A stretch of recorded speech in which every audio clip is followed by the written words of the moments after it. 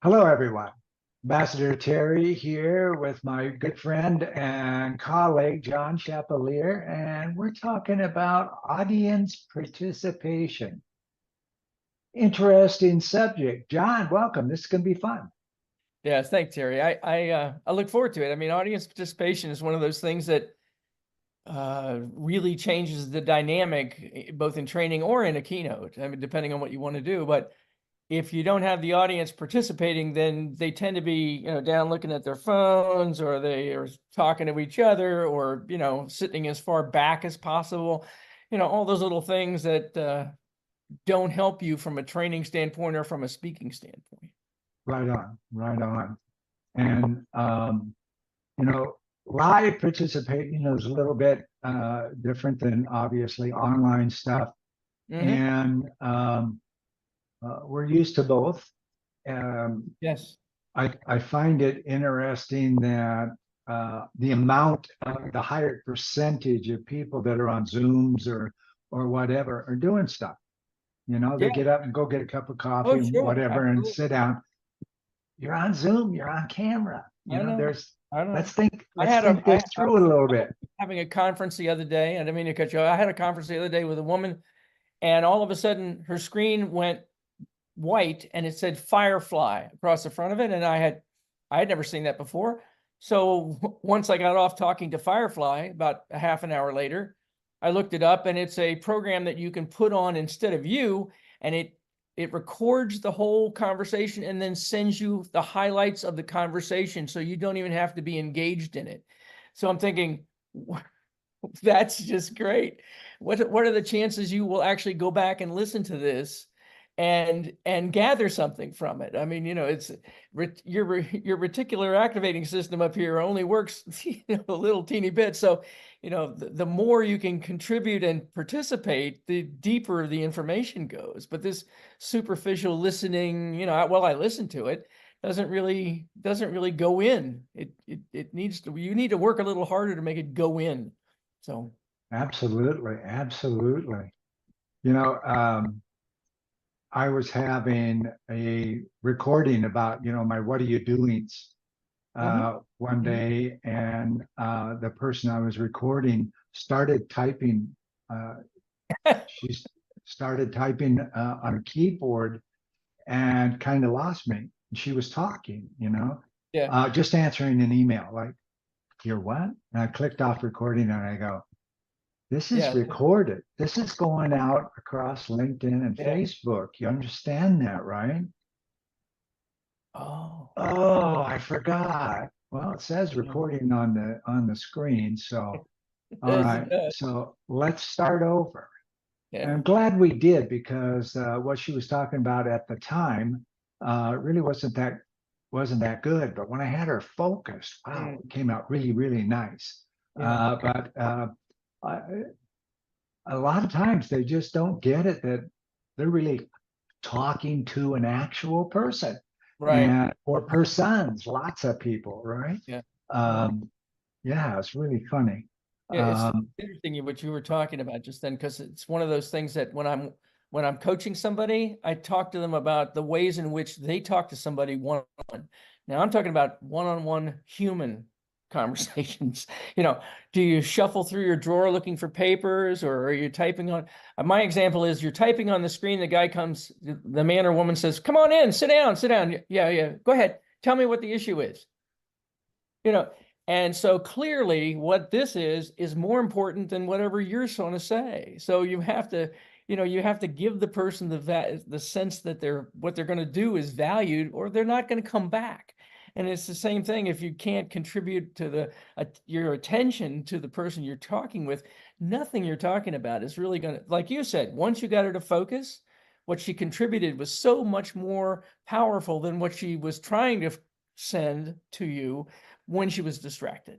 So yeah, I don't know, it just doesn't relate. I can't understand that, but I know I see people do it all the time. yeah, yeah. But both of us are stage people. We Yeah. speak from the stage a lot. That's really what we do for a living, almost. And uh you know Almost. getting people to engage Right. um sometimes is kind of complicated. You Yeah. know, one of the ones that I teach my clients when I'm teaching them to do presentations, start out easy. When you clearly see that the audience is not engaging you, grabbing their PDAs or whatever, just stop for a minute, go silent, and then they look up like, "Oh, does that make sense?" And then they look at each other. What'd he say? What did you just do? You know, and you know, it's a simple question. Yeah. With a 97% positive response, because two things happen. You got them connected back, and they get to say yes out loud, right? Yes. So everybody got that. Does that make sense? Everybody, does that make sense? And then everybody speaks, you know. And through the presentation, I 3 to 5 times I have them do that, so they remain engaged, because it also makes them feel more comfortable sitting where they're at. If they're sitting around a group of people they have no knowledge of, don't know them or anything like that, you're all saying yes at the same time, so you can kind of look at each other and smile. There's a Right. possibility of connect. So Right. what are some of the ways that you do that when you're up on stage? Well, there are a number of things, you know, as you know, but some of the things I do to just encourage the audience to be up front is to lean the chairs up in the back 3 or 4 rows so that they look like they're reserved. And so it makes everybody come a little closer. Like you were talking about, sitting next to people you don't know. I encourage that. I can't demand it, but I encourage you to sit next to somebody you don't know. So you learn from people that you just meet more than you do from the people that you talk to every day. So I encourage them to sit in places that they are not comfortable or not familiar, so we can sort of work through the concept of practice the uncomfortable and until it becomes comfortable. Um, but much of the stuff that I try to do is I'll either tell people ahead of time, I'm going to be asking some questions as we go through and I'm going to go through the process, whether it's a training process or a keynote speaker. Now, if it's a huge keynote, you know, a couple thousand people, you can't do that. You just, you know, you throw the things out like you were saying, well, that makes sense. You know, I do that all the time. Do you do that? And at least get them, you know, they're thinking, yes, I hope. But if it's a big audience, you can't. But if it's, you know, even a couple hundred people or smaller, you can definitely ask for more participation from the audience simply by asking questions. You know, I do this when I'm doing this. What situations do you do that in? And I have actually gone around the room ahead of time and handed people questions. Ask this question or answer this question when I ask this question. Then one person will stick their hand up and have an answer, and that leads to more people contributing too. Once the ice has been broken, you know, people are willing to do that. We've done things like beach ball, you know, beach balls at the old concerts where you pound the beach ball around. I've had beach balls popped around, you know, all over the room. And anytime you grab it, you got to give me a contribution to the talk. I have a thing I call a lack of communication, which works just as well virtually as it does in person, which is take a piece of paper and fold it. And so what I say is, okay, you know, I'm the boss giving you directions.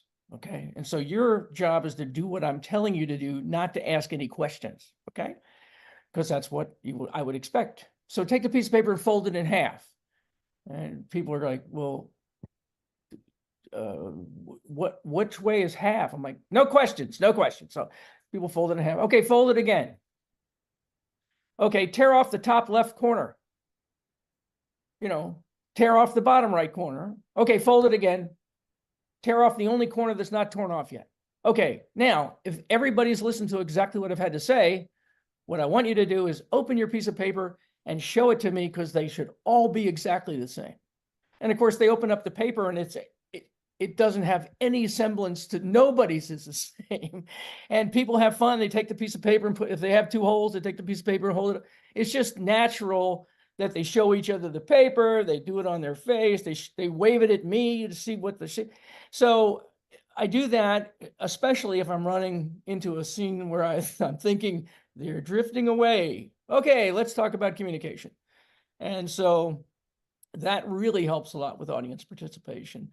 but this one of the simplest things I have found that keeps it going is, like I said earlier, which is to tell the people ahead of time, I'm going to ask questions. And I'm going to ask specific questions. And sometimes I ask people who would be comfortable answering questions.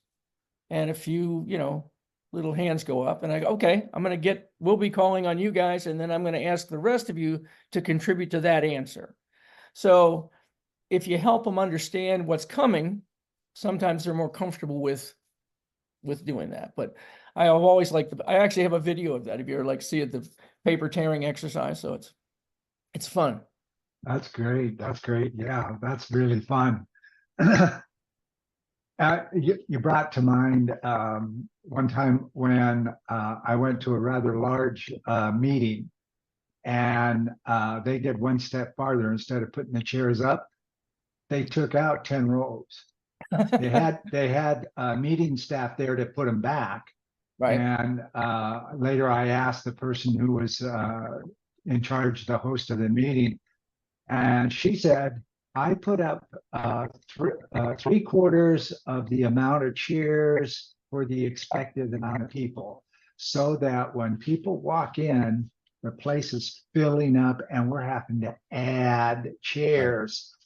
They get engaged, like, this is important. There's a lot of people here. Yeah. I better get my seat right now instead of sitting in the back and wait to see how far back I can go. And she says she gets people right up there in the front filling in right away because they're going, oh my God, we're filling up. I better grab a seat, even if it's in the front row.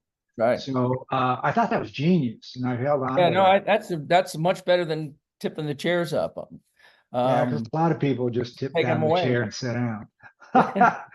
Yeah, well, some but people they're not. definitely do that. I mean, it's just like high school. Everybody wants to go to the back row on the outside, and the more confrontational the audience. Like if this is dealing with conflict and confrontation in the office, what usually happens is the people who create the conflict and confrontation are the ones that have been sent to this workshop.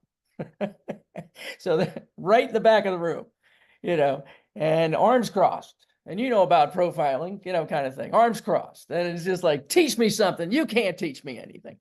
So it's just, you've got to be able to make the people feel as if what they can do here is valuable.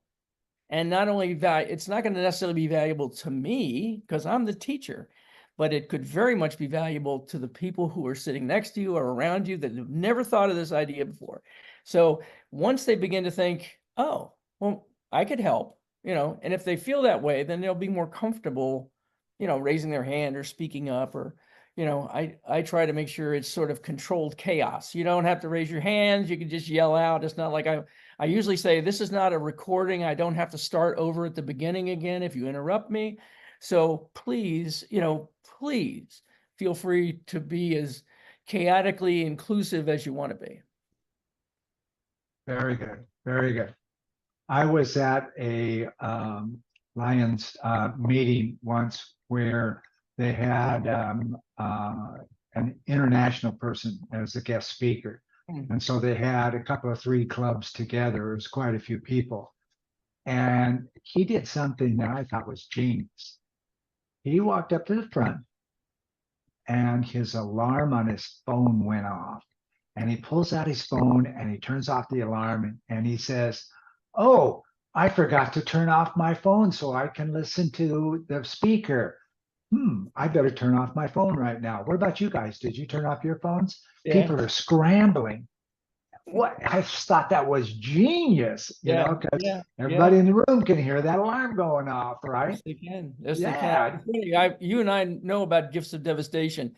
I've said to people, there are big ones like heart attacks, and then there are little ones like you forgot to turn your phone off in a conference, and you're the guy who has to turn your phone off, and everybody around you pulls their phone out immediately and start turning them off. So, it's sometimes I have to be embarrassed to make sure that somebody else learns the lesson, but it's very interesting how you can get audiences participating. I watched the guy once walk out on stage, very comfortably, and reach in his coat pocket and pull out a cigarette and put it in his mouth and then take out a lighter And then he looks around the audience, and of course you're hearing a lot of this mumbling going on. And he's like, what? Kind of thing. And he does 2 or 3 other things like that, and this is right at the very beginning of the talk. And so it's fun to see the techniques that people use, because audience participation, or at least engagement, is so critical to what the goal of the talk or the training is to get the information, from here or from the workbook or from something into the brains and maybe even the hearts of the people before they get out of there. Yeah. Make it fun to be there. Make it fun to be there. Exactly. The audible part of that is one thing. If everybody has a workbook, are they actually in that workbook? Is there a pen out, or are they just following along? Right. And so what I like to do is, if I've got workbooks there, I will check setting every so often. Excuse me, ma'am or sir, what'd you just write on the last response? Do you mind sharing it with everybody? I'm supposed to write that down. Well, I'm still formulating that. Maybe somebody else would like to respond. That person starts writing from that point on. Yeah. Especially if you say, okay, well, I can check back with you. Okay, it puts them on the spot, because a lot of people, they're not rude necessarily. They're just not psychologically connected, Right.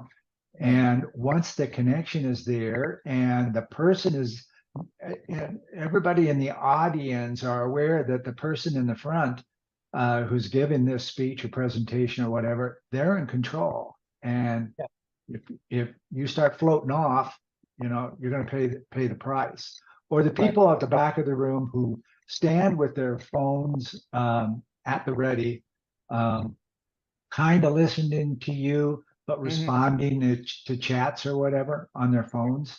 Right. Ladies and gentlemen, that is rude to the nth degree. Right. Rude to the nth degree, particularly if you paid money to come into this room. Right. What are you doing? You've just created an expense for your business account instead of an investment on the possible future returns. Right. Let's talk business about this. When you're fully engaged and professional, people notice. Right. And people like to talk to the pros. Okay. Yes. If you're just out there just floating around doing your thing, probably nobody in the room's going to come up to you unless they know you. Right. All right. That's another thing I do from time to time, depending on the size of the audience, the makeup of the way the audience is structured. If it's rounds, maybe 10 rounds of 10 kind of thing, I'll go to a table and actually introduce myself. Hi, I'm John. I'm the speaker. I'll be talking about, blah, blah, blah, and you are so-and-so. I'm Gwen. I'm Jimmy. And so that connection all of a sudden changes it from, I never heard of this guy before, to we were just talking before the speech went off, or right before the workshop. So it's, the more that, and again, it's like the leadership stuff I teach. It's a lot harder to teach engaged and inclusive leadership than it is bossy leadership. I mean, it takes a lot more work to learn about the people, to find out what makes them motivated and what demotivates them, and then practice doing that in your leadership style rather than just go do this, because I told you to do this. I pay you for this stuff. You should just get it done. It's harder to be a speaker and engage, especially these days, and engage people. It's just, I have 2 grandsons, one that just graduated from high school and one that's a rising senior. And they spent 2 years on virtual school, 2 years. And, during COVID. So it was just like, one was in 9th grade, I think, and rising to 10th, and one was in 7th grade. And so this is something that you got to learn or you won't pass. You will get a bad grade. One kid was in the National Honor Society. Another kid needed a particular grade average to stay on a sports team. And it was, even with that kind of pressure, it was very hard for them to pay attention in a virtual environment. With their mother standing, right behind them. Yeah. But it's just, we create so many distractions, and we have sort of raised our distraction level to such a height because we try to think that we can do more than one thing at a time. And I can listen to you and make some notes, or I can listen to you and text something. And you can't. I mean, doing multiple tasks at the same time is really sort of a false positive. You can't really do it. Something or both or all three or however many you're trying to do is going to suffer because you can't give 100%. And really, if you want to learn something, it's got to be 100%. It can't be, well, I paid attention most of the time. You just can't. You've really got to, the speaker has got to contribute 100% of the time. And if you're trying to learn, then you do too. And before I ramble through the whole talk here, the other thing that I do with people is I ask them who are department heads in this group, and whoever raises their hand, I said, okay, what I want you to remember is what you'll need to do to show the value of this workshop or this talk is what I want you to do is make sure you have enough notes that you can go back and teach this to the people in your department tomorrow, because it'll be fresh in your mind. You'll have your notes, go back. What was the value of what you learned today?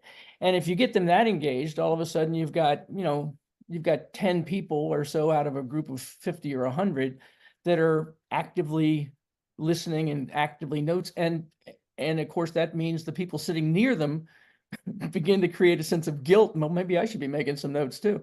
So anyway, I can get them to pay attention. I get them to pay attention. Yeah, I think just as we wrap this up, I want to reiterate, the speaker at the front of the room, and you and I both taught on this, is take some time to talk to people, get some perspective about why they're here at the presentation, and so you can kind of include them into your presentation. For instance, blah blah blah blah blah, and you look at the person that you're about to talk about without saying their name.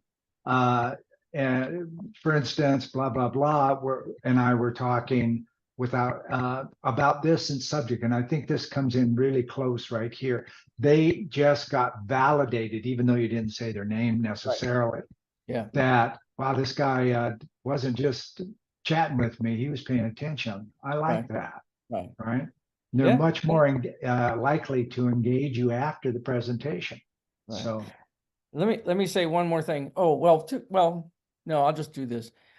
I went and did a 5-day workshop for a client overseas, and it was return on investment. That's what we were talking about. I was watching the audience the first 20 minutes or so, and I said, well, clearly this is not intriguing anyone at all.